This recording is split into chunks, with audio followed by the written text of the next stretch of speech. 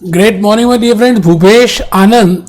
दोस्तों, मैं आज आपके सामने lecture number 6 chapter 6 lecture 6 inventory financial accounting F3 लेकर आया हूं दोस्तों।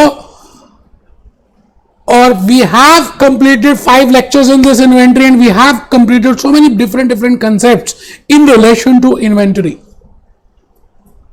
मैंने आज के लेक्चर में आपको जो बताना है, I have already told, but because they have given a separate emphasis for this, तो मैं आज आपको बड़ा इंपॉर्टेंट सा और छोटा सा कंसेप्ट बताने वाला हूं। बट उससे पहले एक बड़ी प्यारी सी कोटेशन लिखी है, it is very simple to give example. बेटे, एग्जाम्पल देना बहुत आसान है, एग्जाम्पल बनना थोड़ा सा मुश्किल है। तो आप कोशिश करें कि आपका एग्जाम्पल आने वाली जनरेशन दे। तो it is very simple to give example but too difficult to become example. Lecture 6 chapter 6 inventory. बेटे, हम आज तक क्या क्या कर चुके हैं, कितने झंडे गाड़ दिए, आइए हम देखें। बेटे, मैंने 7-8 तरह के झंडे गाड़े हैं। I have given you 7-8 types of concept in relation to inventory. आइए जरा एक मिनट लगाकर देख लें कि मैंने कौन कौन से झंडों में क्या क्या दिया। फर्स्ट फ्लैग जो मैंने आपको बताया, that is in relation to basic knowledge of inventory, that what I mean by inventory, what are the types of inventory, what are the forms of inventory, what is inventory equation. फिर मैंने आपको बताया actually में कि inventory equation के forms क्या क्या हो सकती हैं and how we can calculate gross profit and what is a vertical form, what is trading account. और बेटे, फिर मैंने नेक्स्ट लेक्चर में बताया था why there is a need of adjustment for closing stock, because it is not a transaction, we have already purchase, we have already sold. तो सवाल आता है कि जो रह जाता है उसका क्या करें, दैट इज क्लोजिंग स्टॉक। तो क्लोजिंग स्टॉक की physical verification we generally do at the end of the period, so it is generally as a adjustment after trial balance. फिर बेटे, मैंने इन्वेंट्री इक्वेशन बता दिया और इन्वेंट्री कॉस्ट की बातें की, that what I mean bye inventory cost, what I mean bye period cost, what I mean by product cost, what I mean by purchase cost, what I mean bye conversion cost, what are the costs which are related, which bring that inventory into the present form, and which types of costs which are not to be included as per IS2. Abnormal loss is not to be included, selling cost is not to be included, administrative overheads is not to be included, storage cost is not to be included, and I have given you the example of basmati rice, that in case of basmati rice storage is important, so in that case we will include storage cost. In old grape wine we include storage cost, but these are 2 exceptions, बाकी सब में हम storage cost include नहीं करेंगे। बेटे, मैंने IS2 की बातें भी की। आज का ये जो लेक्चर है ना बेटे, लास्ट लेक्चर में 5th में बेटे मैंने प्रैक्टिकल डिस्कस किया that what are the methods for calculating cost, what are the cost flow methods, and as per IS2 there are 3 methods which we have discussed. One is unit price specific identification, second is FIFO first in first out, और third था बेटे, आपको याद है third, weighted average cost method. And within weighted average हमने एक practical question किया था जिसमें periodic weighted average and perpetual weighted average. बेटे, आज मैं उन्हीं की बातें डिस्कस करूंगा। आइए थोड़ा सा पहले मेरी स्लाइड में आ जाएं। बेटे, मैंने स्लाइड ओपन कर दी, आइए प्लीज ओपन करें, लास्ट में आ जाएं, बिल्कुल मेरी स्लाइड की लास्ट में बेटे, बिल्कुल लास्ट में। मैंने ये कंसेप्ट भले लास्ट में दिया लेकिन मैं अभी बताने वाला हूं आपको। बेटे, मैंने इस कंसेप्ट का नाम रखा है inventory record system. Inventory record system, that how we maintain the records. सुनना जरा, पहले ध्यान से मेरी बात को सुनना, मेरी कहानी सुनना। अगर आपको ये 2-3 मिनट की कहानी समझ आ गई तो इजीली काम हो जाएगा। बेटे, मैं आपसे ये कह रहा हूं कि कुछ कंपनीज ऐसी होती हैं जो बड़ी बिग कंपनीज हैं, like Maruti Suzuki, like ACC cement, like polar fans, like Usha fans, like HP computers. बेटे, they require different types of inventory at emergency level, at just that level, they cannot wait for that. बेटे, कुछ companies बहुत बड़ी बड़ी होती हैं और कुछ कंपनीज छोटी होती हैं, उन्होंने अभी अभी अपना काम स्टार्ट किया होता है। तो मैं आपसे ये कह रहा हूं कि इन्वेंटरी के जो रिकॉर्ड्स हैं, जो स्टोर लेजर हमें प्रिपेयर करना है, जो भी रिकॉर्ड्स हम बनाते हैं, जैसे हमने लास्ट क्लास में एक शीट बनाई थी वेटेड एवरेज कॉस्ट को कैलकुलेट करने के लिए, या फिफो को कैलकुलेट करने के लिए, या I want to calculate the closing stock value. Now the point is that value of closing stock either can be calculated after a particular gap, after the end of the period. या तो हम उसको period के and में calculate कर सकते हैं, महीने के बाद कर लें, 15 दिन के बाद कर लें, 1 साल के बाद कर लें. It depends, you know, it depends. It means I can calculate the closing stock as in case of weighted average. बेटे हमने वो वेटेड एवरेज उस पीरियड को कंप्लीट होने के बाद कैलकुलेट किया था. बट अगर आप कॉन्टिन्यूअस वेटेड एवरेज में देखें, जो मैंने क्वेश्चन बीच में छोड़ दिया था, मैंने कहा था आपको समझ आ गया है बेटे, आफ्टर एवरी ट्रांजैक्शन, परचेज की ट्रांजैक्शन हुई, सेल की ट्रांजैक्शन हुई, इशू की ट्रांजैक्शन हुई, हर एक ट्रांजैक्शन के बाद आपने एक नया कॉस्ट कैलकुलेट किया था, वेटेड एवरेज कैलकुलेट किया था. I will say that type of system which is updated after every transaction is named as weighted average, continuous weighted average cost. और पहले वाला था पीरियोडिक वेटेड एवरेज कॉस्ट. तो बेटे अब डिफरेंस हमें पता होना चाहिए कि परपीचुअल, कॉन्टिन्यूअस में और पीरियोडिकल में क्या डिफरेंस है, क्या प्लस है, क्या माइनस है. मैंने उसके लिए पीपीटी प्रिपेयर किया है. मैंने यहां पे लिखा कि अकाउंटेंट इज लेजी. बेटे अकाउंटेंट यहां पर लेजी होता है. कहां पर लेजी होता है बेटा, कहां लेजी होता है? पीरियोडिक में. बिकॉज पीरियोडिक में आप क्लोजिंग स्टॉक लास्ट में कैलकुलेट करते हैं. जो स्मॉल ऑर्गेनाइजेशंस होती हैं, जिनको इतनी अभी इंपॉर्टेंस नहीं होती, जो इतना इमरजेंसी में नहीं काम करती, जो लेट भी कर सकती हैं, you know, even if there is a stock out. जैसे आपके घर में दूध बिल्कुल खत्म हो गया, तो आपने कहा ठीक है कल आ जाएगा. It means you can manage that. But कुछ हाउसेज में आप देखिए, जैसे ही दूध खत्म होता है उसी समय नया दूध आ जाता है, नया मिल्क आ जाता है. Because they can not manage. छोटे छोटे बच्चे वो दूध पीते हैं. तो सवाल आता है, it depends, you know, it depends upon the organisation, that whether your organisation is a small organisation और whether that organisation is a large organisation. If that organisation is a large organisation और उनको emergency में काम चाहिए, stock out, they can not manage stock out. So they generally work on continuous system. जैसे एक transaction हुआ, नया inventory आया, उन्होंने दोबारा से क्लोजिंग स्टॉक कैलकुलेट किया. इशू हुआ, सेल हुआ, they have calculated a new closing stock. It means after every transaction जब हम निकालते हैं तो उसका नाम है कॉन्टिन्यूअस, उसका नाम है परपीचुअल.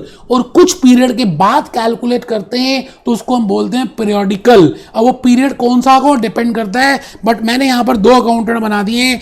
एक अकाउंटेंट बेचारा काम का मारा, रेड बुल पे है, और एक बेचारा बहुत जल्दी जल्दी काम कर रहा है. बेटे मेरिट्स देखिए, दोनों के मेरिट्स भी लिखे हैं कि अगर आप इन्वेंटरी सिस्टम, अपनी मैनेजमेंट सिस्टम, अपना स्टोर्स लेजर, अपनी cost calculation, if you calculate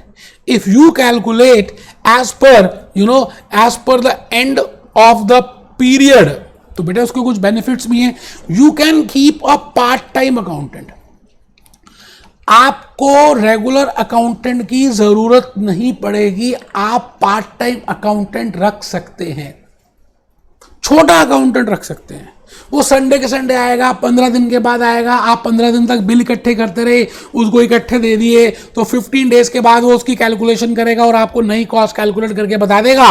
तो आपको क्योंकि जरूरत भी नहीं थी तो आपने पार्ट टाइम अकाउंटेंट रखा, उसकी कॉस्ट कम होगी एंड फिजिकल वेरिफिकेशन होगा. यू नो, पीरियोडिकल में तो we will do physical verification at the end of the period. और फिजिकल वेरिफिकेशन ज्यादा बेटर होता है as compare to computerise system. No doubt in continuous में आपने क्या किया, कंप्यूटर लगा दिया. जैसी रिसिट हुआ आपने कंप्यूटर में एंट्री कर दी, आपके पास क्लोजिंग स्टॉक आ गया. जैसे इशू हुआ, जैसी सेल हुआ, आपने एंट्री कर दी, आपके पास क्लोजिंग स्टॉक आ गया. But the point is, you know, it is very costly. आपको एक परमानेंट अकाउंटेंट बिठाकर रखना पड़ेगा. तो बेटा अकाउंटेंट महंगे होते हैं. एसीसी, आप जब एसीसी बन जाएंगे तो you can work as a accountant also. So in that case you have to incur more cost. But the benefit is you will be getting updated information. Stock out की कभी position आएगी ही नहीं. एक बच्चा कहता है सर मैंने तो रजिस्टर भी नहीं खोला, पता नहीं क्या बक बक बक बक बक बक कर रहे हो। बेटा रजिस्टर खोल लो, आज ज़्यादा कुछ है नहीं, आपको एक दो स्लाइड्स लिखनी है, ज़्यादा कुछ है ही नहीं बेटे। आप एक बार पीपीटी ओपन कर लो। मैंने कहा जी there are two types of system of inventory management, there are two systems as per which we can prepare stores ledger. One is continuous and second is periodical. Continuous means perpetual. Periodical means after a particular time period. You are getting my point? तो आपको इन दोनों का मतलब पता होना चाहिए, difference पता होना चाहिए, इनके प्लस माइनस पता होना चाहिए। और क्या, देखिए बेटे मैं चाहता हूं कि पहले एक दो चीजें आप लिख लें तो मुझे अच्छा ही लगेगा बेटा। आइए, inventory record system is equal to inventory management system. एक ही बात है बेटे, पीरियोडिक भी हो सकता है, परपीचुअल भी हो सकता है। मैंने एक ही शीट बनाई है, पीरियोडिक में लिख दिया मैंने एंड ऑफ द पीरियड और उसके पॉजिटिव्स लिख दिए, परपीचुअल में भी लिख दिया मैंने eight the end of every transaction you maintain your store laser. ठीक है जी, अब दोनों के प्लस माइनस हैं बेटे। आप कुछ भी करते हैं, एसी से करते हैं या नहीं करते, it has positives and negatives. Similarly, if I go for perpetual or a continuous, I will have a updated information. I will have a stock out position. I will not face a stock out position because at every transaction I have done the updation. और बेटे हर transaction के बाद जब मैंने updation कर दिया तो जो आंसर आएगा मेरे पास, जो भी आंसर आएगा, जो भी क्लोजिंग स्टॉक होगा, that we can easily find out. और जैसे नेगेटिव बैलेंस होगा we can buy new stock. So stock out position will not be there, backup order cost incur नहीं करनी पड़ेगी। तो कुछ पॉजिटिव्स हैं, less work at the end while calculating closing stock. बेटे कई बार क्या होता है जब हम पीरियोडिकल सिस्टम फॉलो करते हैं, eight the end of the accounting period huge work बेटे फिजिकल वेरिफिकेशन करना पड़ता है। और सपोज करते हैं देयर आर डिफरेंट कंपोनेंट्स, उन सभी कंपोनेंट्स की कैलकुलेशन हो रही है, फिजिकल वेरिफिकेशन हो रहा है, कितना पीरियड, कितना टाइम कंज्यूम हो जाता है बेटे कॉस्ट के साथ साथ टू फिजिकली कैलकुलेट दैट। तो वो सब खत्म हो जाएगा if you are following continuous, क्योंकि आप रेगुलरली टच में हो।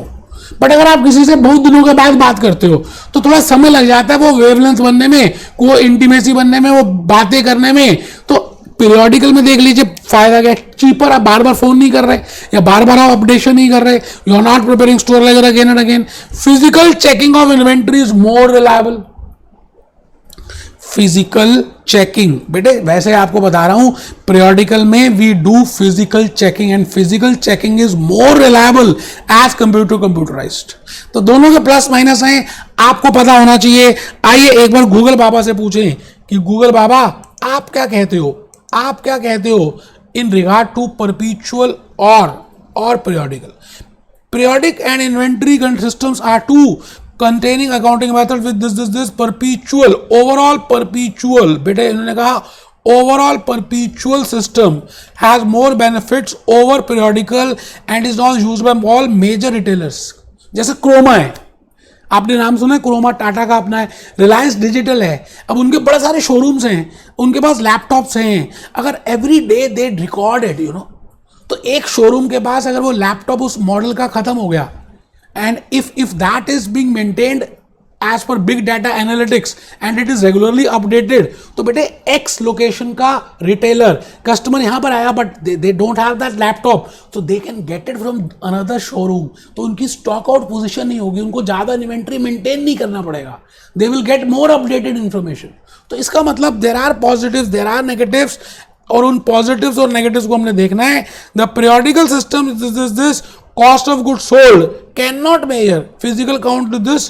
तो बेटे आपको मैंने थोड़ी सी बातें बताई that what I mean by periodical and what I mean by perpetual. ठीक है जी, तो एक छोटी सी बात और देखनी है जो मैंने बतानी है। आई थिंक ये लिख लिया आपने, मैंने अपनी स्टोरी में आपको बता चुका हूं, inventory accounting, preparation of store laser, inventory management system, permanent accountant रखना पड़ेगा इफ केस ऑफ कॉन्टिन्यूअस, और पार्ट टाइम रखना पड़ेगा। वहां पर diaries updated at every transaction, her transaction के बाद डायरी मेंटेन होगी और diaries updated at every Sunday, और जो भी पीरियड है उसमें कोई टेंशन वाली बात नहीं है। Large companies generally follow परपीचुअल system, small companies, newly form companies generally follow periodical system। तो बेटे वहां पर इमीडिएट रिक्वायरमेंट फुलफिल हो जाती है, वहां पर इमीडिएट नहीं होती। अब मेथड आप कोई भी फॉलो करें, whether you are following FIFO, whether you are following weighted cost, whether you are following unit cost, आप स्टोर लेजर पीरियोडिकल भी बना सकते हैं और कॉन्टिन्यूस भी बना सकते हैं। वेटेड एवरेज कॉस्ट में कॉस्ट कैलकुलेट करने के भी वही दो मेथड्स जैसे मैंने बताए, ठीक है जी। होप आपको बात समझ आ गई है बेटा। ये लेक्चर नंबर 6 यहीं पे कंप्लीट हो रहा है।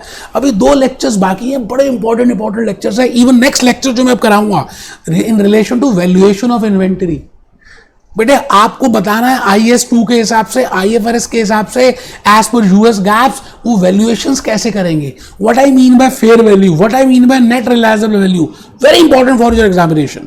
तो please be attentive in next lecture number 7। Be happy, be jolly, be cheerful.